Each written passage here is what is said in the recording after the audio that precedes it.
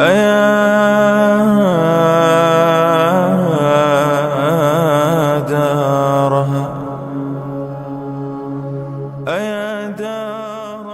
بعد، بسم الله الرحمن الرحیم.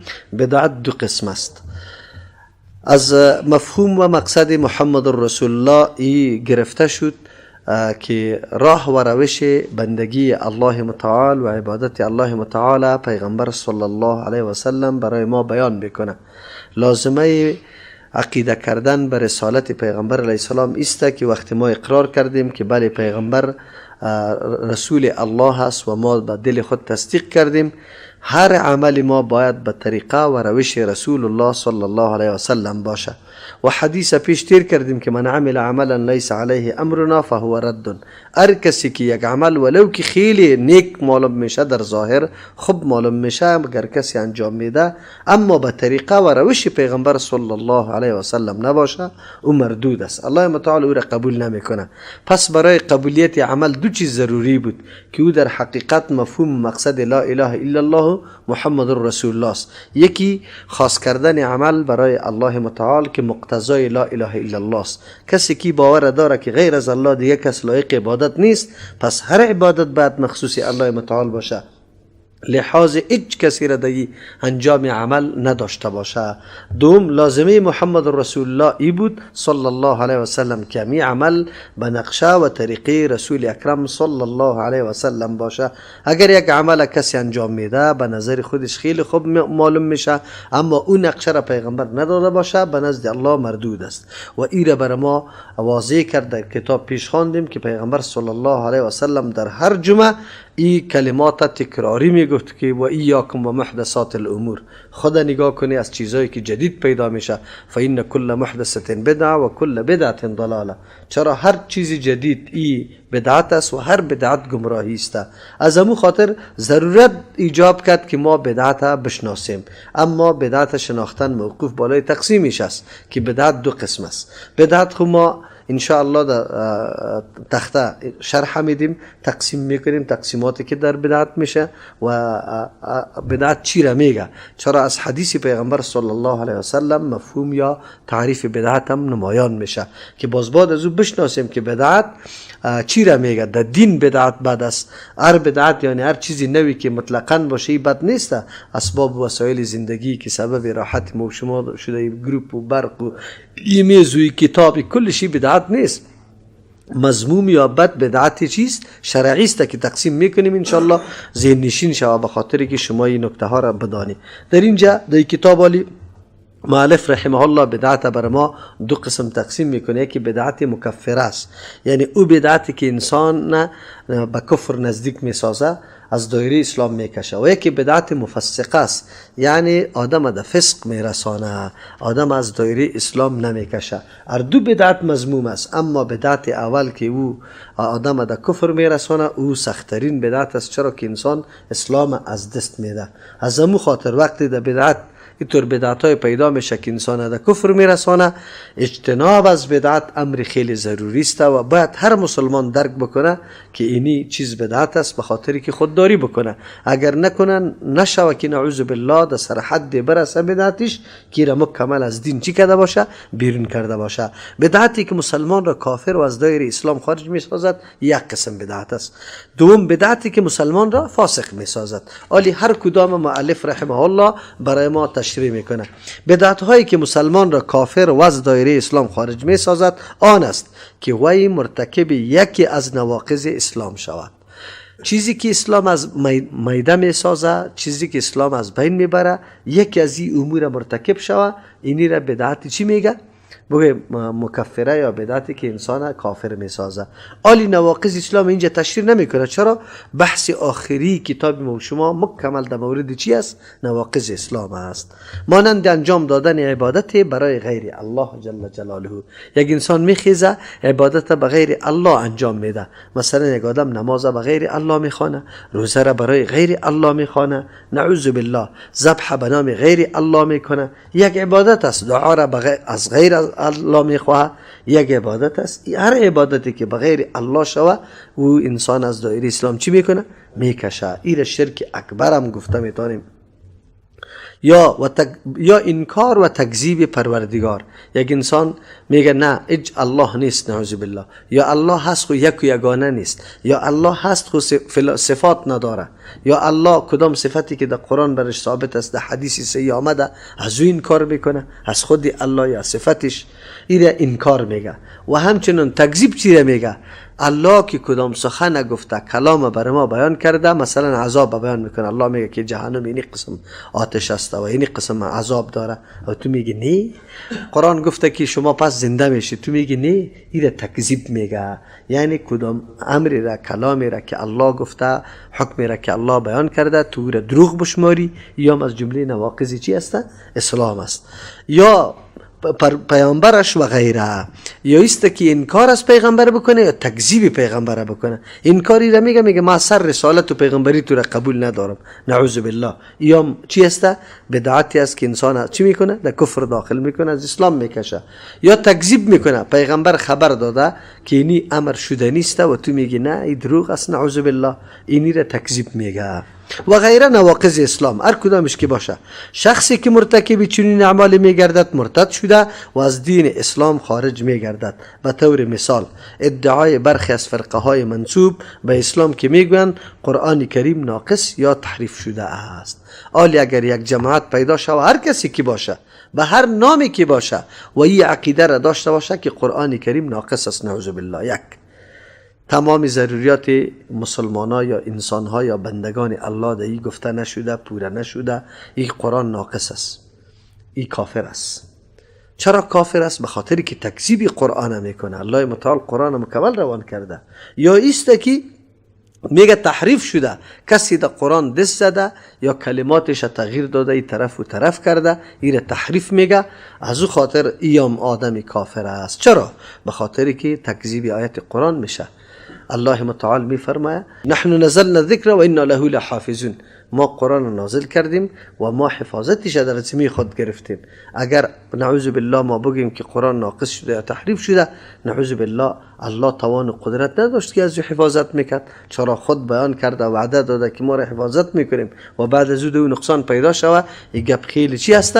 نادرست است. از او خاطر کسی که قرآن ناقص یا تحریف شده بدانه او از دایره اسلام خارج است. و یا مانند برخی از فرقه ها که میگویند بزرگانشان علم غیب را میدانند. چرا؟ علم غیب صفت خاصی الله متعال است. غیب او را میگه که نه به حس نه به عقل نه به هیچ چیز معلوم شدن نمیتونه، او را به نام غیب یاد میکنه.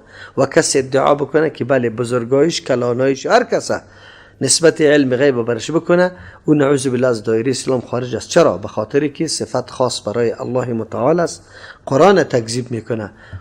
در آیت قرآن کریم الله متعال میگه ولا یعلم الغیب الا هو، غیب غیر از الله متعال دیگه کس نمیدانه. و تو میگی نمیدانه، نعوذ بالله، ولو که هر کس باشه، بزرگا باشه، اولیا باشه، پیغمبری نسبت بکنه، کلش در ردیف داخل است. افسوس است که امروز مردمای هستند که نه تنها بزرگا را، شیطانا را هم نعوذ بالله علم غیب، کاهنا را هم علم غیب قائل هستند. میگه گمشدگی را معلوم کرده میتونه، بخت آدم، سرنوشت انسان معلوم کرده میتونه. مردم نشسته میباشه، میره پیشش و برش میگه که بختش اعلاک و بختش بسته کو، تغییر بده، مسیر از این طرف کو. این گپا کلش تعلق به اینمی گپ داره که نعوذ بالله نسبت علم غیب بر ازوا میکنه.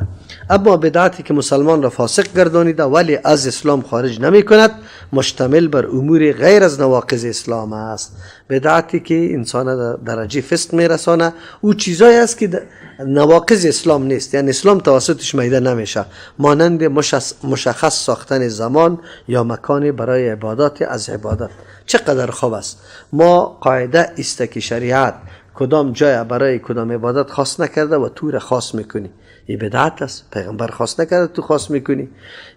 یا مثلا زمان خاص نکرده در شریعت، پیغمبر علیه السلام این عبادت به یک زمان خاص نکرده تو خاص میکنی. یا کیفیت برش خاص نکرده تو خاص میکنی. مثال آسان براتون میگم. الله متعال ما را مامور ساخته دعا بکنیم، همیشه دعا بکنیم. آلی ما پس از نماز به کیفیت خاصی را خاص کردیم. پس از نماز کردیم یک، این وقت است. دو بیسته که به کیفیت خاص است. امام روی خود نیمه دور بده، مقتدیا اموتور در صف نشسته دستای خود قدش بلند کنه. این کیفیت از پیغمبر علیه السلام منقول است یا نه؟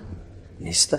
در یک حدیث کسی اینطور سند پیش کرده نمیتونه که پیغمبر علیه السلام در کل عمر یک مرتبه پس از نمازهای فرض امرای مقتدی خود به می شکل دعا کرده باشه. پس معلوم شد دعا خو عبادت است، در این شک نیست که دعا بهترین عبادت است، بلکه چی است؟ عین عبادت است. اما با کدام کیفیت عبادت ادا شود؟ کیفیتش تو از جان خود کشیدی بعد از نماز متصل با بلند کردن دستا امام مقتدی کلشان و همچنان وقتیش خاص کردی پس از نماز متصل نماز بدون از اینکه اذکار دعاها را آیاتها را بخوانی، کدام چیزی که بعد از نماز وارد شده را نمیخوانی، اما این کارا میکنی. سعی کنی تغییر دادن دین به می سیستم است. تو دادین حالی مردم از اون خاطر چون علم نداره سری موضوعات میگه وای دعا مالی بد است.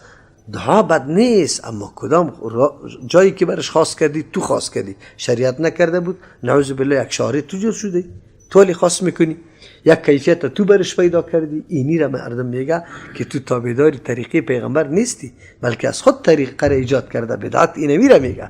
اما سری نکته ها ذهن هر کس خلاص نمیشه، حتی مولای کلان این نکته را نمیفهم. وای دعا چیزی خوب است. ما میگیم خیلی چیزی خوب، خب پیغمبر از ما کده بعد اولتر بکنه، صحابه سرش عمل بکنه از ما کده پیشتر هستند. ما این را یقین داریم که در عمل نیک از ما کده صحابه چی است؟ پیشتاز و پیش قدم است. اما ما چرا نکرده؟ اگر کاری خوب است آیا کاری خوب پیغمبر مانده؟ شده میتونه که پیغمبر رو کاری خوب نکرده باشه تو کرده باشی. عجیب است. هر کاری خیر خوب پیغمبر برات بیان میکنه، دیگه چطور شده میتونه که پیغمبر بیان نکرده که در شریعت محمدی صلی الله علیه وسلم وارد نشده است؟ به طور مثال تجلیل نمودن مولود. صحیح کو مولود مردم به بسیار نیت عظیم، بلکه احادیث موضوعی برش ساخته. یک درهم میگه در قرائت مولود مصرف کو، امروز ابوبکر رضی الله در جنت هستی. آسان میگه یک درهم اورام در قرائت مولود مصرف کو. کی کرده این کاری نیک است؟ بله. پیغمبر خبر داشت یا نه؟ چطور است که پیغمبر کاری نیک نکرده پیش تو کاری نیک است؟ اونه هیا هویا پرتافته می باشن. اوهو پشترا و حوالای کی را داده؟ علما را که فلانی عالم اینطور گفته فلانی علما دلیل نیست، قول علما دلیل نیست. اینجا عمل کی دلیل است؟ پیغمبر. گفتاری کی دلیل است؟ پیغمبر. که پیغمبری کار کرده یا نه؟ بدون شک هدایات و راهنمودهای پیغمبر صلی الله علیه و سلم بهترین راه هدایت بنده بوده.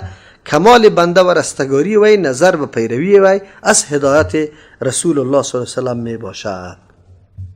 هر قدر که تو پابند هدایت پیغمبر هستی و کامل هستی دینمی پیروی هر جزء هر شعبه را تکمیل میکنی تطبیق میکنی، امو قدر عملت مقبول و امو قدر عملت چیست؟ به نزد الله متعال قابل قدر است. چه قدر که موافقت عملت با عمل پیغمبر علیه السلام یا امو قدر پیشتاز هستی. از امو خاطر میگه و به هر پیمانه بنده مسلمان پیروی راه پیغمبر صلی الله علیه وسلم در امور زندگی خود باشد، به همان اندازه ثواب بزرگ را حاصل نموده، حال و احوال او بهتر گردیده و به الله جل جلاله نزدیک می شود و از شر گناهان و عقوبت هایی که به سبب مخالفت با راه و روش پیغمبر صلی الله علیه وسلم بر وی مرتب می گردد در امان می ماند. در صورت مخالفت که کدام عذابا به انسان میرسه، تو وقتی خودت دیگه تقویت میبخشی برای موافقت عمل پیغمبر، تو از اونمو مصیبت ها دور شده میری، به الله متعال نزدیک شده میری، محبت پیغمبر در قلب دیگه اضافه میشه، حقیقت دین درک میکنی که بله این عمل کرده پیغمبر علیه السلام کرده، به سر و چشمم انجام میدم. پس از او خاطر برای هر مسلمان مناسب و ضروری است که عمل خود موافقی عمل پیغمبر صلی الله علیه و سلم. به طور مثال نماز است. چی رقم نماز بخوانیم؟ ما تا زمانی که نماز پیغمبر صلی الله علیه و سلم نفهمیده باشیم، نماز ما را خود کامل گفته نمیتونیم. هر قدر شباهت و موافقت نماز تو با نماز پیغمبر شد، اونمو قدر اون نماز به نزد الله نزدیکتر و قابل قبول میشه. هر قدر. از امو خاطر که صحابه کرام بسیار تلاش داشتن، در بین مجموعه در بین کلی صحابه میخیستن، یکیش گفت ما از در کلی تان کده خیلی مشابه ترین نماز با پیامبر صلی الله علیه و سلم انجام میدم. باز دیگه برش تایید میکرد که بله تو بهترین. اما با تاسف امروز ما نماز میخوانیم گاهی مراجعه نمیکنیم. دین روز پیشین بود در یک جای نماز خواندیم، چیسته در سفر هم بودیم، یکی از برادرها سفر چی نماز میخواند، اما راست میگه رسیده بودیم در چی رسیده بودیم، جماعت دوم کردیم در شارینه و در مسجدی خود. اموجا باز یک جوان آمد. شما باور به الله بکنی اول خروکور درست ایج نمیکرد که سر پایین کنه، باز پس هم بالا نمیشد رفت.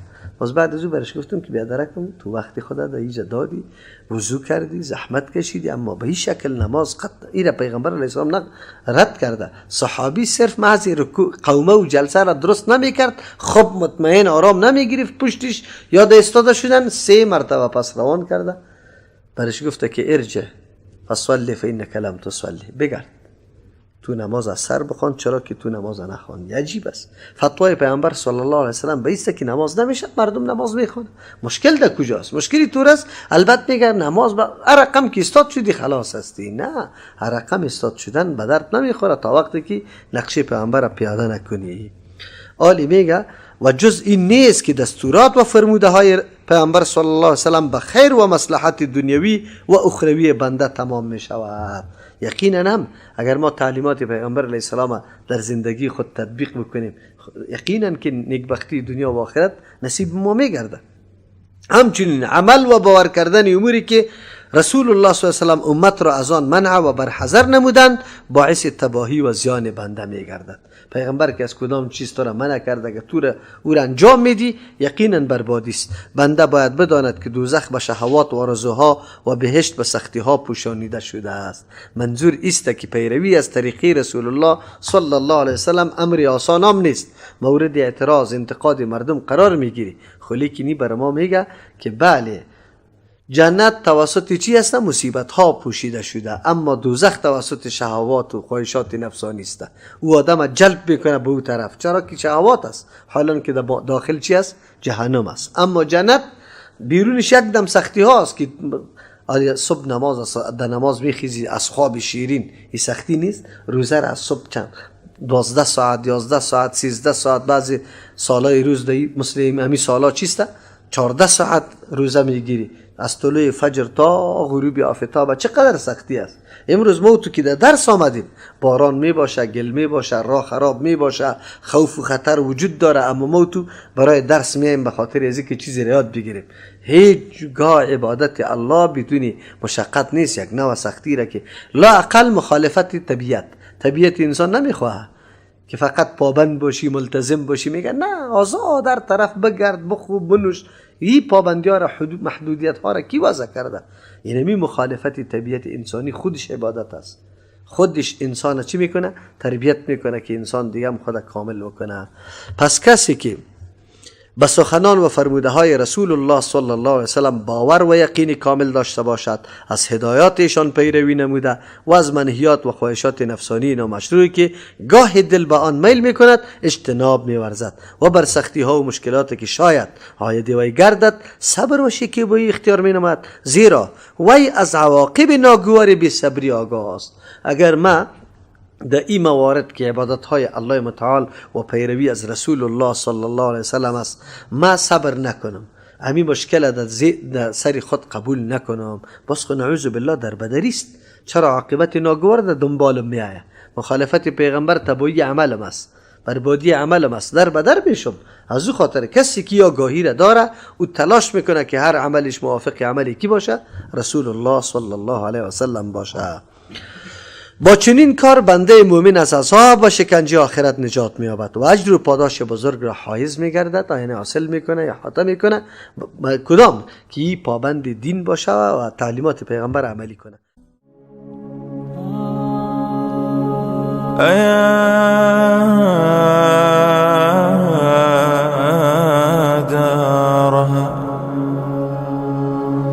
أيا دارها حييت دارا ومن